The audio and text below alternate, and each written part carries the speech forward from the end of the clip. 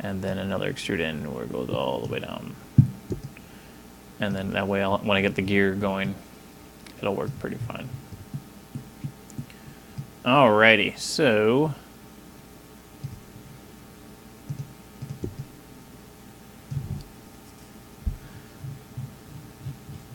let's just see how this is going to look so far.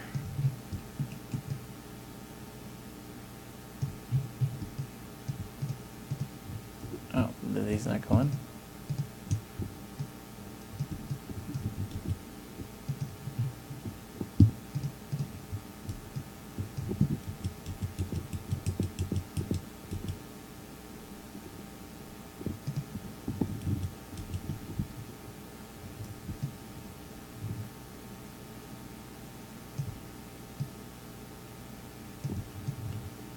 The extrude tool must be making a cap. There we go. That's well.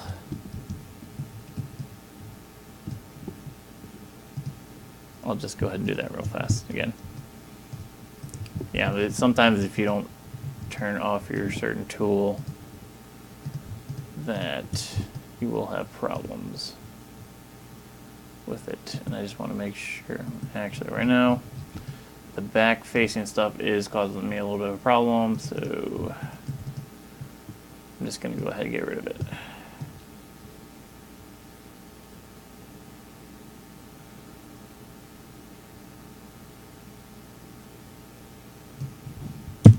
Okay. Alright. There we go.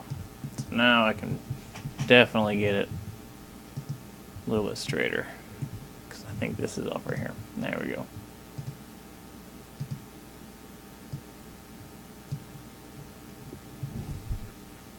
Okay, cool. Faces again, bam, bam, bam. Get my inner extrude. Go in a little bit. Get my extrude. Make sure the crate caps is off.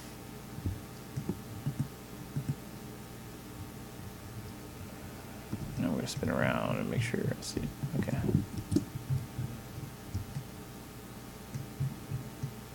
I'm just going to go in just a tiny bit. And then we're going to go on the more. Okay. Cool. Let's just see how that looks with the subd surface.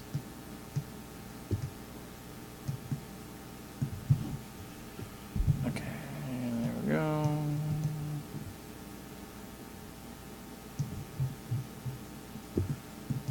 It looks like I might need more holding lines.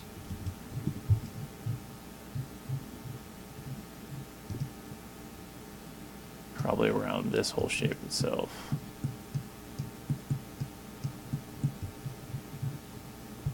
And right.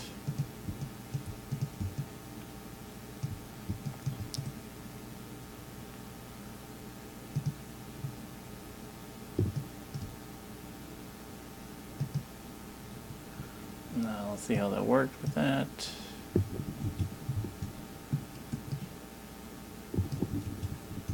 Give me kind of what I wanted. So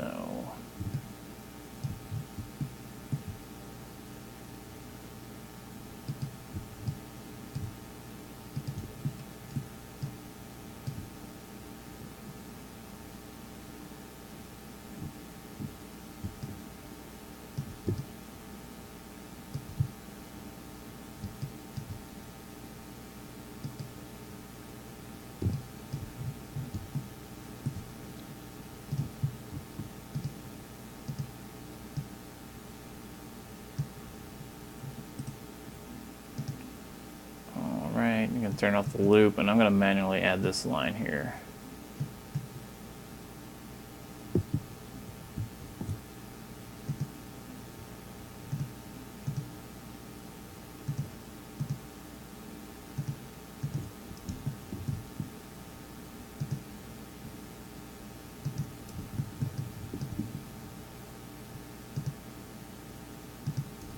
All right.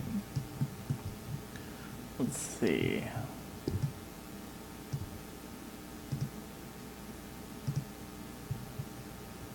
See how this looks.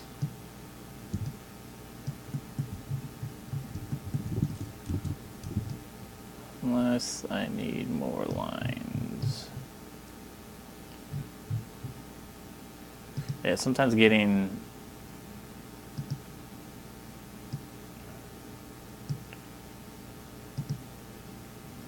nice edges, corners, can be a little bit of a difficulty.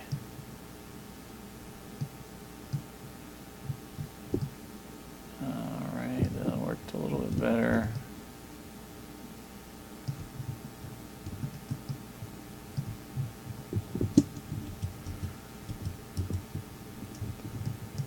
Alright.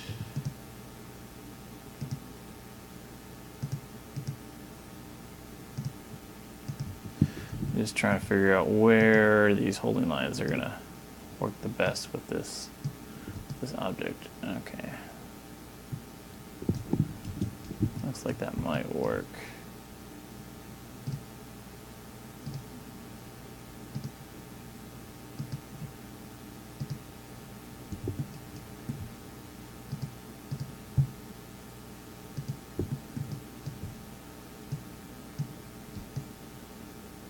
Okay, so now you can see with doing that, those holding lines, that when I put the sub-Ds in, it gives me a nice edge right there.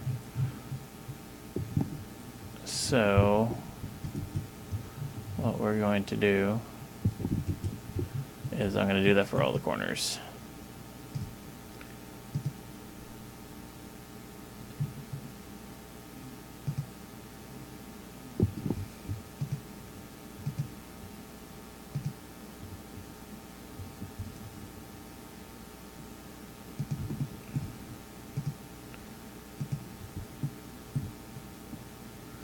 All right, so there we go.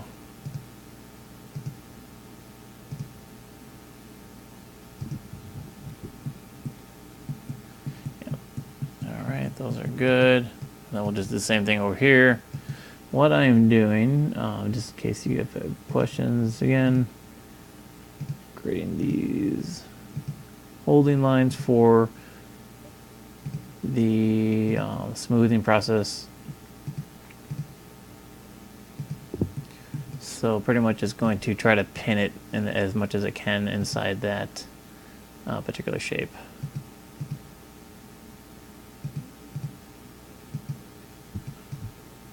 And it should be pretty good.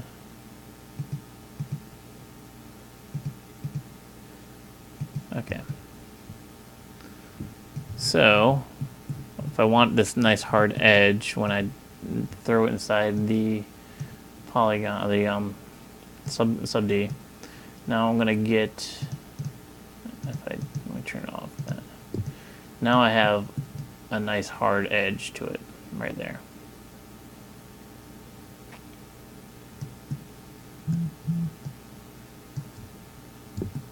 You guys get that? And then, all right.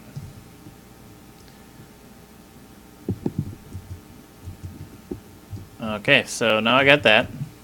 And I think my object,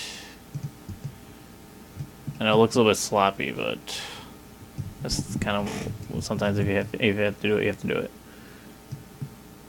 All right.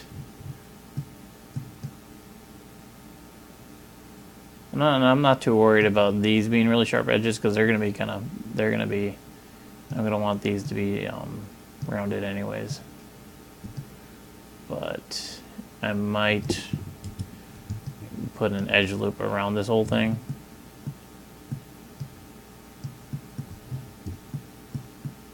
And I might kill this thing right here.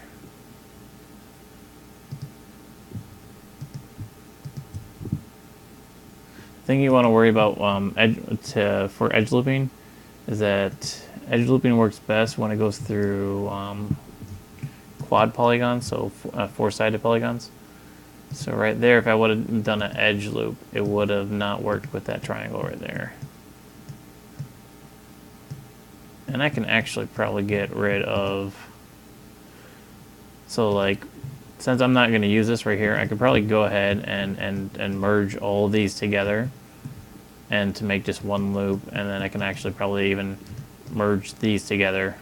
So it kind of does like a tree look, kind of like a branch is coming out from it. That's one way to get rid of, to reduce your polygon count. So we got that one, and then we'll have this one right here, and we'll weld this one. There we go.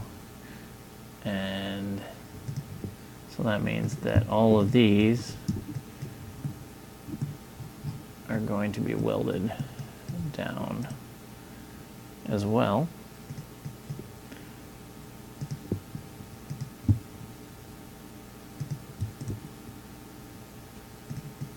And it doesn't entirely matter at this point in the game with this particular object to do this, but it does make it look a little bit nicer, a little bit more on the professional side, and then also it's good practice, just because it's going to reduce your polygon count, and so things don't take as much time to render. Rendering is where everything kind of happens, where you're going to that's where you're going to spend a lot of your resources. And so I can probably connect all of these two lines right there together. So, and as you see, as I'm bringing them together, that it's actually cleaning up the topography a lot. So it also makes it a little bit easier for me to model everything when I keep going working at it.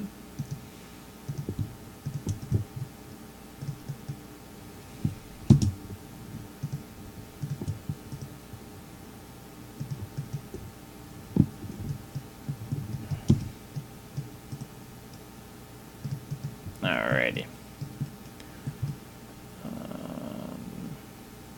Those are fine. I'm gonna leave that like that, but I can weld these together right here. Alright, I'm gonna pick up the pace a little bit. Alright, there we go.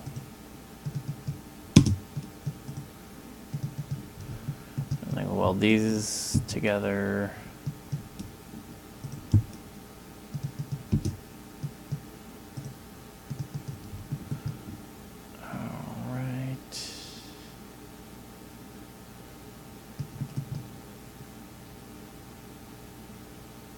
Actually, what I'm going to do here, no, that works. I'll weld these together.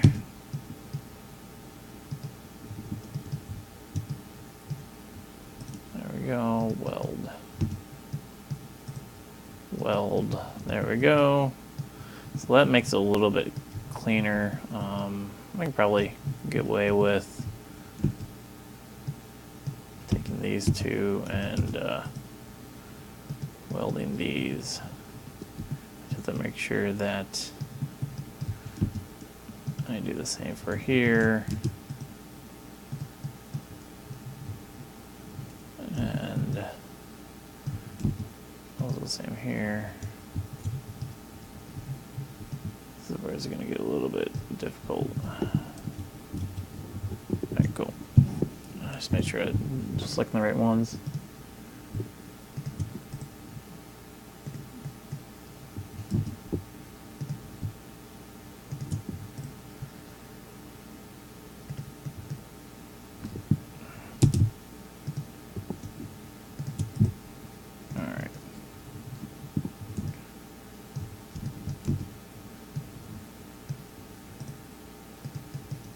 Now the reason why I am actually doing it for this middle part is that it's gonna keep the gives it one less point for it to get a little bit crooked. Ideally, I would want to get this line out